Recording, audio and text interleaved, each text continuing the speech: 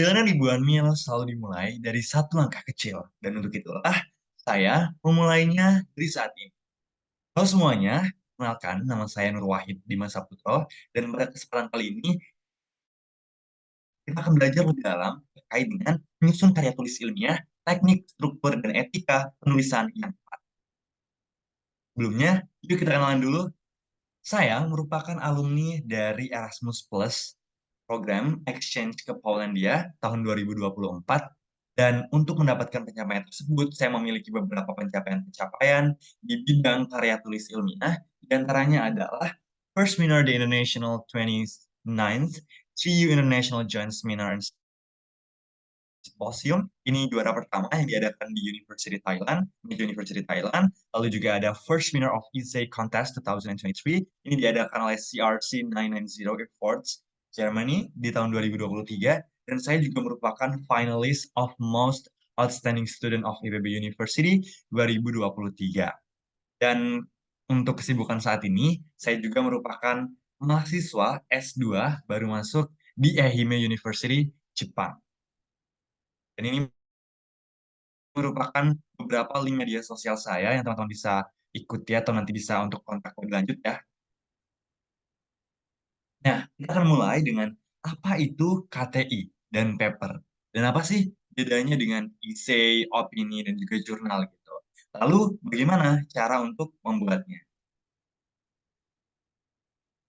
Nah, ini dia perbedaan antara paper, essay, ya, dan nanti ada juga opini serta lain-lainnya. Tapi kita akan bahas terkait dengan perbedaan KTI dan juga esai terlebih dahulu di page ini. Jadi teman-teman, paper itu merupakan suatu hasil karya yang dibuat melalui percobaan terlebih dahulu. Oke, jadi ada semacam penelitian atau ada hal-hal percobaan yang dilakukan terlebih dahulu sampai ada hasilnya, hingga nanti teman-teman sudah memiliki hasil untuk disampaikan dalam paper teman-teman. Lalu ada abstrak tentunya. Teman-teman pasti kalau misalnya baca paper gitu atau jurnal ilmiah di bagian depan itu ada ya semacam rangkuman 200 sampai 300 kata. Nah, itu yang disebut dengan abstrak. Biasanya ciri-ciri lain dari abstrak itu adalah ada keywords di bawahnya. Jadi nanti teman-teman bisa untuk mengidentifikasi bahwa itu merupakan sebuah paper. Lalu yang selanjutnya adalah penulisannya kompleks, membutuhkan waktu untuk melakukan riset teman-teman. Serta juga nanti akan diperkuat gitu dengan citasi-citasi atau referensi-referensi yang akurat. Jadi nggak bisa kita hanya membuat paper atau KTI itu hanya sebatas ide saja, tapi tidak ada penelitiannya atau tidak ada percobaannya terlebih dahulu. Itu nanti bisa masuknya di bagian saya atau opini. Nah, yang selanjutnya adalah terdapat sistematika penulisan dalam suatu perlombaan. Jadi, kebanyakan nih kalau misalnya teman-teman mendengar terkait dengan karya tulis ilmiah, itu diadakan di perlombaan atau suatu event kompetisi gitu. Nah, itu ada sistematikanya tersendiri. Nanti kita akan belajar bersama-sama ya. Nah, yang nomor 5, ini adalah kerangka berisi bab, pendahuluan, tinjauan pustaka, metode, hasil dan pembahasan, serta penutup.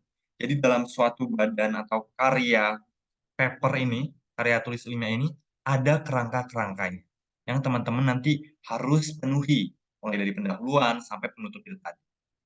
Lalu apa sih bedanya dengan esai? Nah, kita coba lihat terkait dengan esai itu ya teman-teman.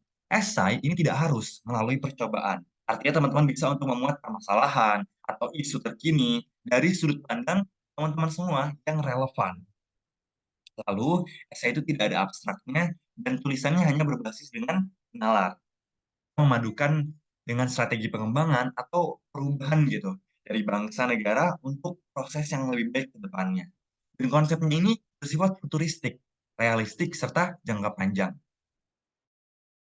Dan tidak bisa diselesaikan dalam jangka waktu yang pendek. Lalu juga yang keempat ini esai merupakan lebih banyak.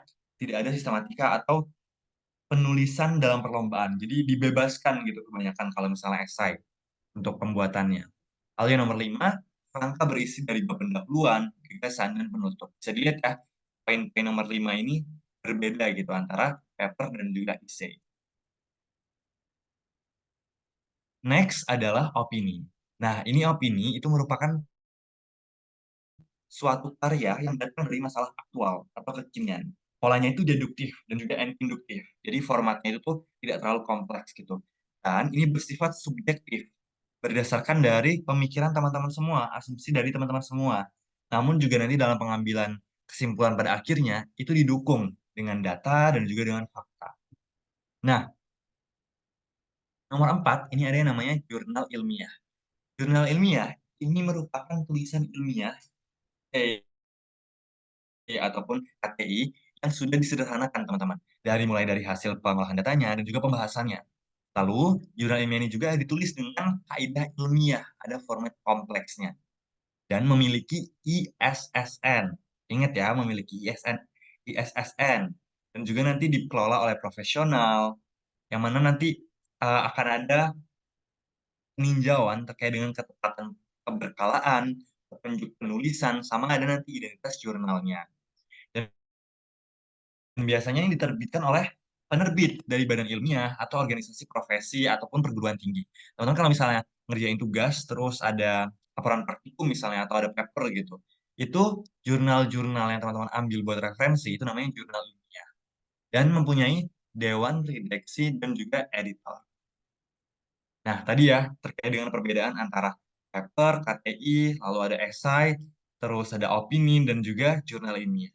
Dan selanjutnya ini teman-teman bisa lihat nih terkait dengan contoh-contoh dari opini ataupun jurnal ilmiah. Nih kalau misalnya opini seperti ini ya teman-teman ya. Ini opini dia biasanya ada artikel-artikel gitu di media media cetak maupun media online juga.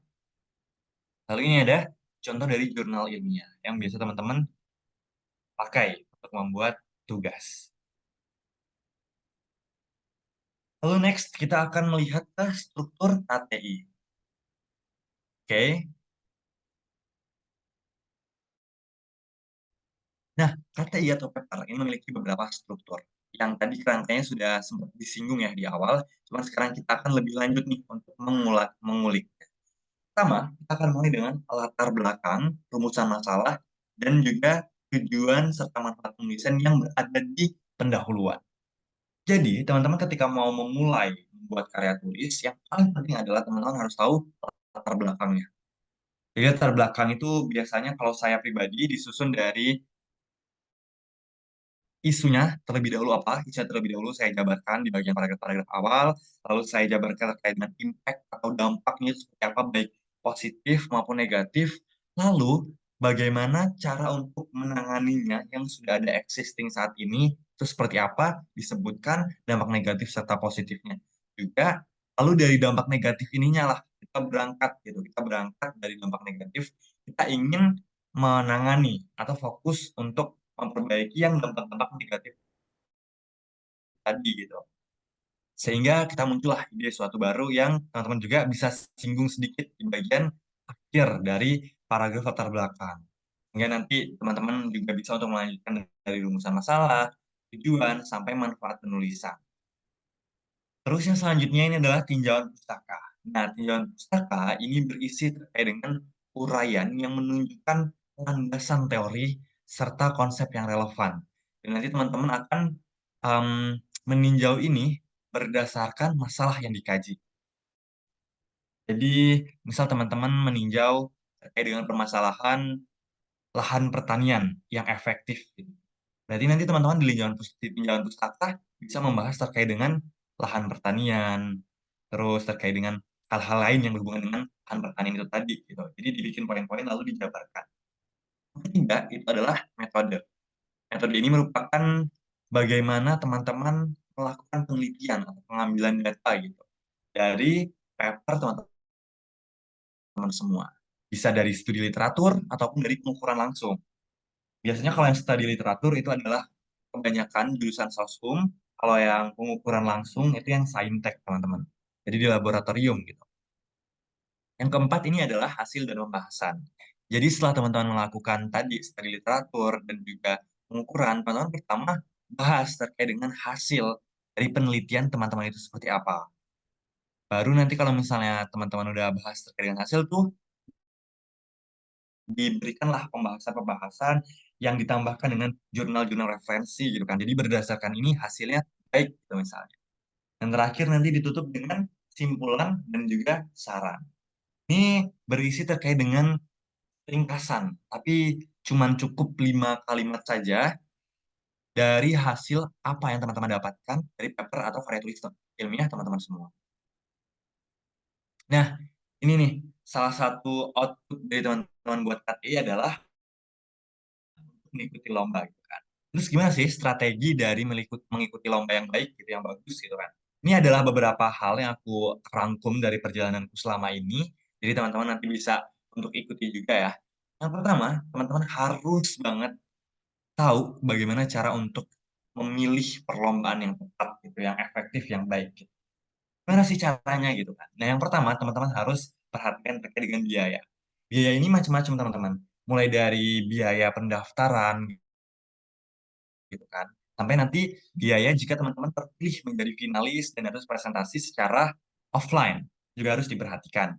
Lalu bagaimana teman-teman bisa mendapatkan sumber pendanaan untuk biaya tersebut gitu.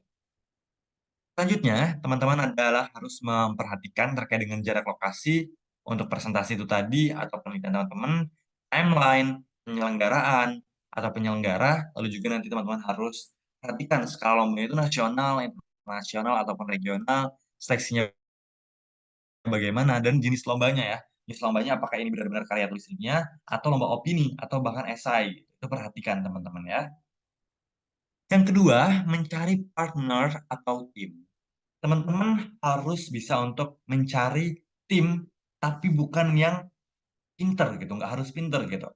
Tapi melainkan teman-teman harus cari tim yang ulet, mau bekerja sama, atau kerja keras gitu kan, dan pembelajar juga gitu. Gercep bisa memprioritaskan mana yang harus dikerjakan terlebih dulu, terlebih awal gitu kan. Dan juga memiliki kemampuan atau effort, sumbangsih terhadap ide yang teman-teman akan kembangkan nanti. Nah, yang perlu di-notes di sini, cari tim itu tuh juga berdasarkan kebutuhan teman-teman. Maksudnya kebutuhan gimana? Jadi dalam lomba karya tulis, biasanya saya akan membagi beberapa orang tuh dengan keahlian tertentu gitu. Dan nanti yang fokus di bagian desain, karena kita perlu kayak buat prototype, buat desainnya dari hasil atau dari solusi kita gitu kan. Terus ada juga nanti yang terkait dengan kepenulisan, yang jago di kepenulisan gitu, formatting dan segala macam. Dan nanti satu lagi yang terkait dengan pemberkasan, yang ngurusin segala pemberkasan ataupun ide gitu kan. Itu harus teman-teman perhatikan gitu pembagian atau susunan timnya. Jadi teman-teman nggak asal milih, oh tiga-tiganya ini tuh yang jago di kepenulisan semua, tapi nggak ada yang jago di bidang desain misalnya. Padahal teman-teman karya tulisnya butuh untuk membuat prototype atau membuat mock-up gitu kan. Nah, itu nanti perlu teman-teman perhatikan. Yang ketiga, itu adalah kualitas ide dan kepenulisan. Jadi teman-teman, ide ini akan menentukan gitu sebuah solusi atas masalah yang teman-teman nanti bahas. Di mana untuk kualitas tulisan ini akan menjadi gerbang awal dari teman-teman nanti diseleksi gitu. Karena biasanya sebelum kita ke presentasi akan ada seleksi esainya itu dibaca dulu gitu kan, dibaca dulu oleh oleh jurinya gitu kan, hingga nanti akhirnya bisa teman-teman sampaikan secara langsung. Dan di sini teman-teman harus banget untuk pahami sistematika penulisannya, strukturnya seperti apa gitu kan, dan tipe ya, tipe juga harus diperhatikan. Kalaupun nanti perlu di notes dari pihak penyelenggara itu tuh nggak menjabarkan atau tidak memberitahu terkait dengan apa sih struktur yang harus dihadirkan di sini, teman-teman bisa ikuti aja basic dari struktur kepenulisan karya tulis ilmiah. Mulai dari tadi pendahuluan, isi, penutup, dan juga nanti ya ada referensi dan segala macamnya. Dan yang keempat, memilih pendamping. Bisa nanti mentor, ataupun coach, dan lain sebagainya.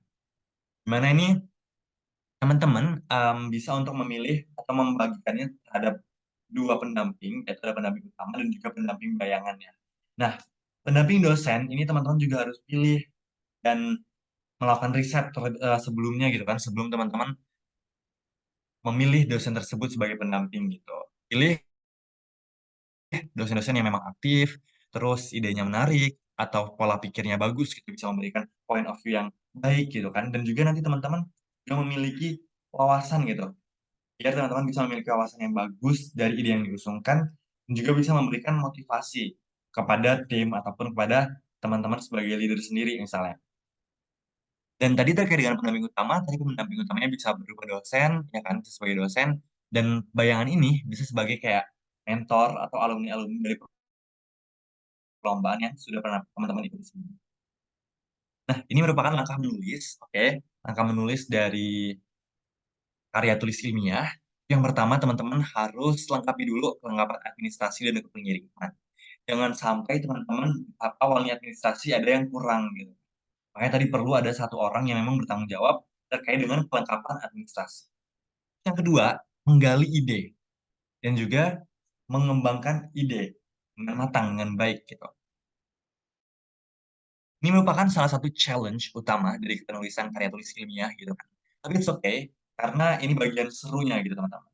Dan nanti banyak banget hal-hal yang bisa teman-teman lakuin untuk merangsang gitu, gimana teman-teman bisa memunculkan ide itu. Mulai dari brainstorming sama tim, terus habis itu teman-teman nanti mencari inspirasi gitu kan, dan lain-lain.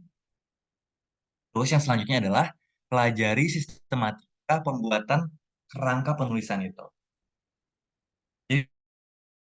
Jadi teman-teman harus melakukan penulisan menggunakan bahasa yang baku ya teman-teman ya.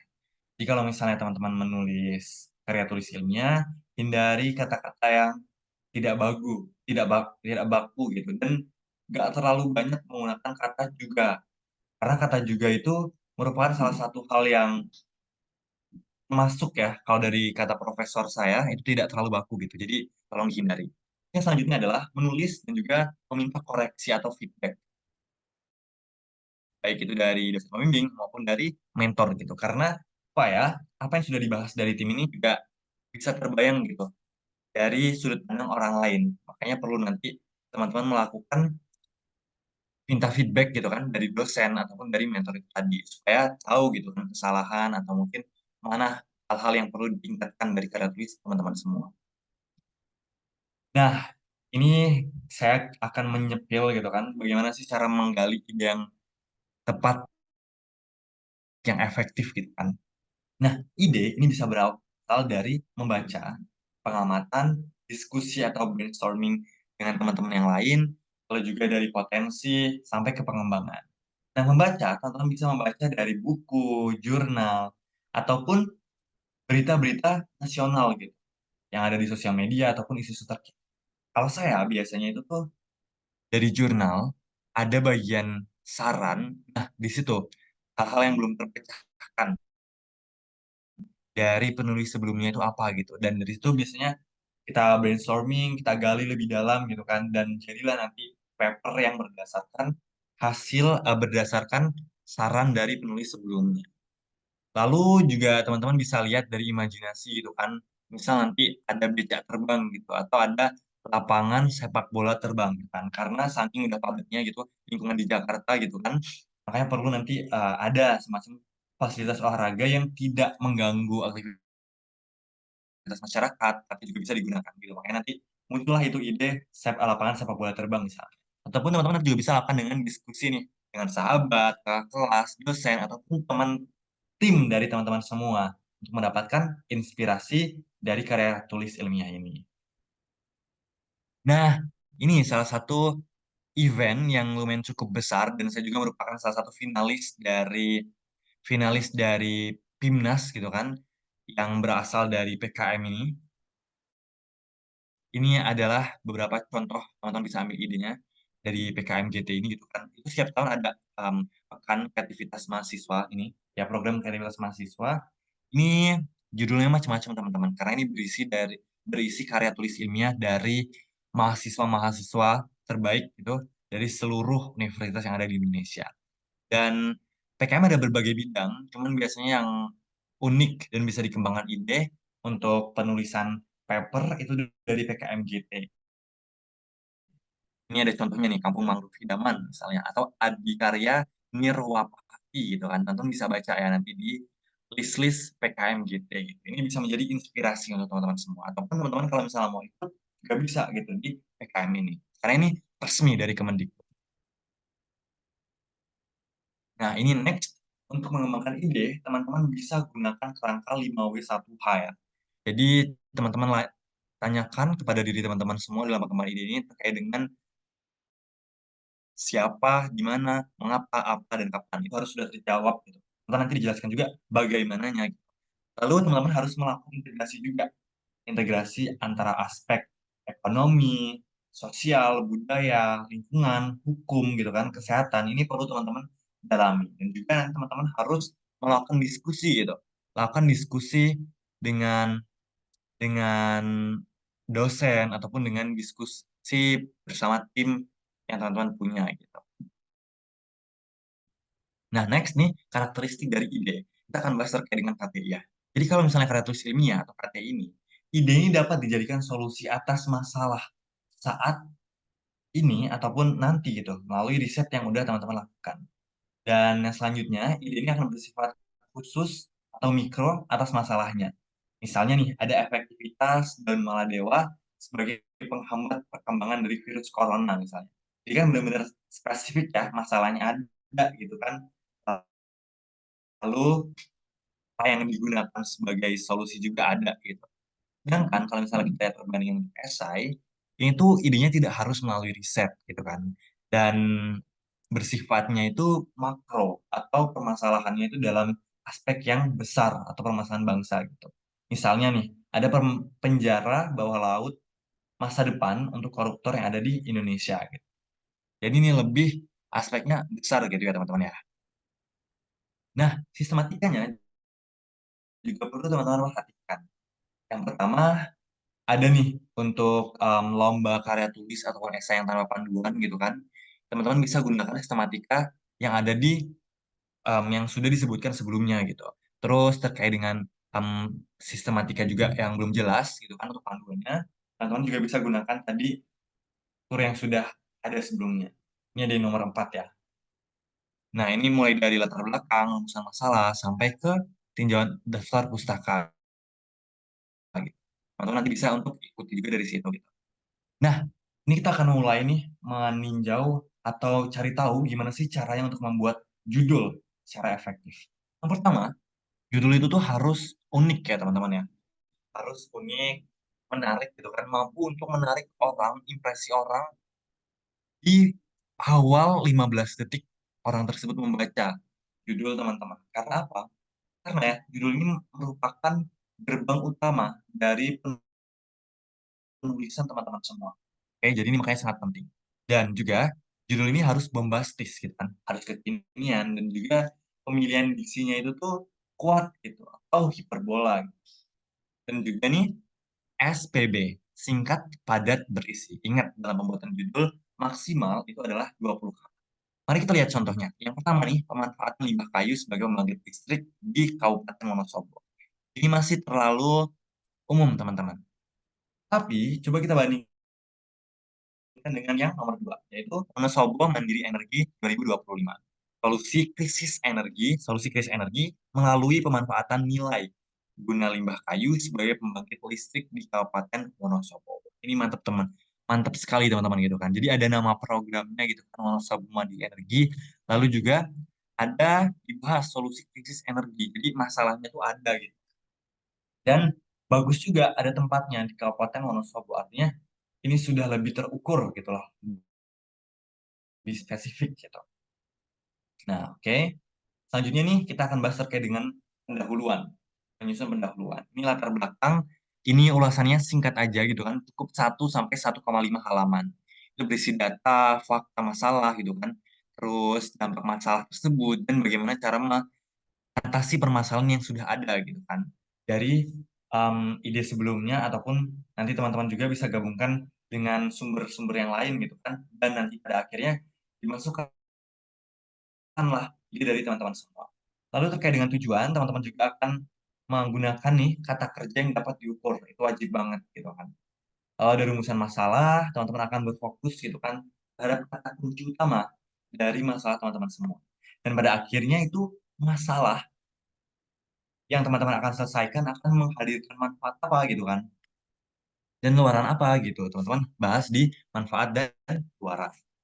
Nah, untuk rangka pendahuluan ini teman-teman ya, for example, kita ambil judulnya Becak 4.0, Becak Anti Kemacetan 4.0, Solusi Kemacet di Kota Hujan. Jadi latar belakangnya dibagi gitu kan. Ada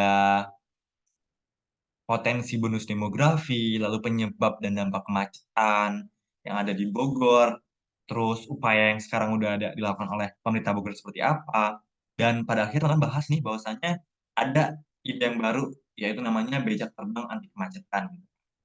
Teman-teman bisa nih dari tadi poin-poin yang udah teman-teman buat dijabarkan dan dimasukkan datanya. Oh, Bogor menempati posisi 1 kemacetan di Indonesia gitu kan, berdasarkan apa, penyebabnya apa, dampaknya apa, sampai teman-teman nanti bahas terkait dengan apa yang sudah dilakukan apa gitu kan, baik dari pemerintah ataupun dari pihak yang lain gitu.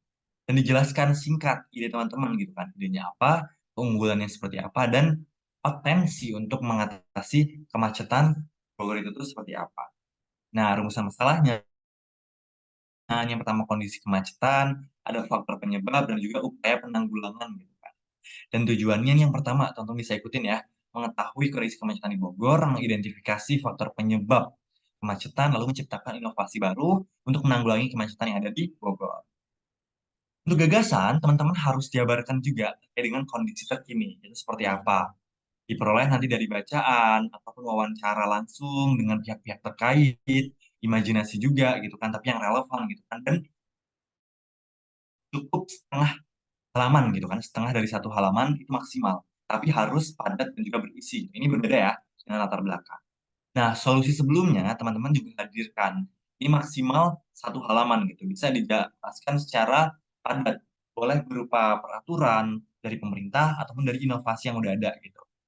Nah, ide ini adalah solusi yang pernah ditawarkan sebelumnya dari pencetus gagasan, itu tuh harus dijabarkan dan sejauh mana gitu kan, sejauh mana dampaknya gitu.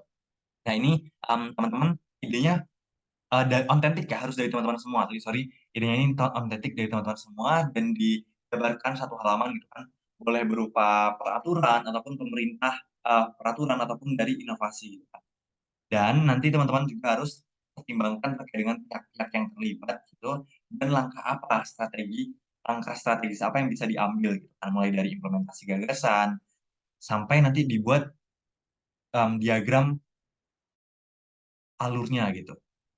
Nah, ini ada kerangka gagasan ya, teman-teman ya.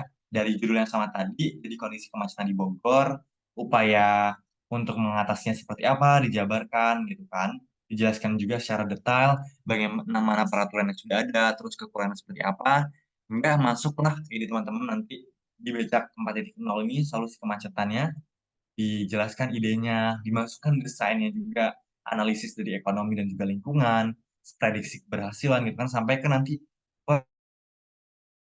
tabel perbandingan dengan solusi yang lainnya. Lalu juga ada pihak-pihak terlibat ya dalam Becak 4.0, dibuat tabel juga, dan langkah strategis dalam implementasi. Nah, ini dibuat diagram alur gitu ya teman-teman ya. Dan kenapa ini beda-beda gitu, ada yang hanya teks saja, ada yang tabel, ada yang diagram alur. Jadi sebisa mungkin teman-teman ya, untuk pembaca itu merasa tertarik, merasa menarik gitu dengan karya teman-teman semua, diusahakanlah adanya dinamika gitu. Jadi nggak flat monoton tulisan semua gitu kan, nggak flat, monoton, tabel semua misalnya. Jadi teman-teman harus bisa buat sedinamika gitu, dari tabel ada, diagram alur ada gitu kan, nanti grafik juga ada gitu. Jadi dari penyajian juga teman-teman sudah harus perhatikan gitu. Nah, ini kurang lebih bagian terakhir dari penyusunan karya tulis teman-teman semua.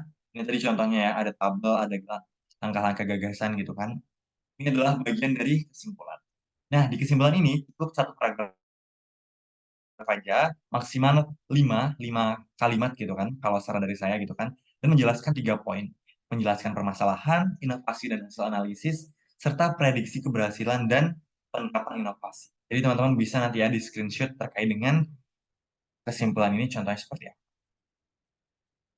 Nah, ini terakhir mungkin ya teman-teman ya, menulis untuk sumber bacaannya, ini teman-teman nanti ada dari referensi ya, penulisan referensi, ada dari Harvard Style, itu yang paling umum gitu kan, dan juga cover style, dan nanti khusus untuk sumber berupa seminar, wawancara, proceeding, talk show itu kan sampai berita, itu dapat diinformasikan dengan catatan kaki atau footnote. Dan nanti daftar pustaka berisi minimal 3 jurnal internasional ataupun 5 jurnal nasional. Itu minimal. Tapi kalau misalnya teman-teman nggak nemu banget gitu kan, nggak apa, diisi 3 jurnal nasional juga, nggak apa gitu. Jadi nggak perlu 5, atau jurnal internasional satu aja itu juga nggak apa-apa. Tapi biar kuat itu tadi ya teman-teman, 3 internasional dan 5 nasional. Dan pastikan nih, yang terdapat dalam tulisan itu juga tercantum semuanya sumbernya itu di daftar pustaka. Dan ini rekomendasi untuk situs-situs bacaan teman-teman semua sebagai semacam yang gratis gitu kan, dari Perpusnas, LIPI, ada Directory of Open Access Journals, dan juga Library Genesis, IJEN gitu. Ini contoh-contoh teman-teman bisa baca di sana karena bagus banget. Well, itu saja dari saya, dan kredit dari PowerPoint itu ada dari Pondok Inspirasi Foundation. Dan teman-teman kalau misalnya nanti ada pertanyaan lebih lanjut, boleh hubungin saya di sosial media saya, ataupun di LinkedIn saya, ataupun email saya. Ada Nurwedi Musafdar di LinkedIn, Wahid Dims di Instagram, dan juga Wahid Dimas 13. Ini nggak ada at di depannya ya, @gmail.com. Dan thank you so much for your nice attention. Semoga sukses untuk penulisan karya tulisan ilmiahnya, dan see you later, teman-teman.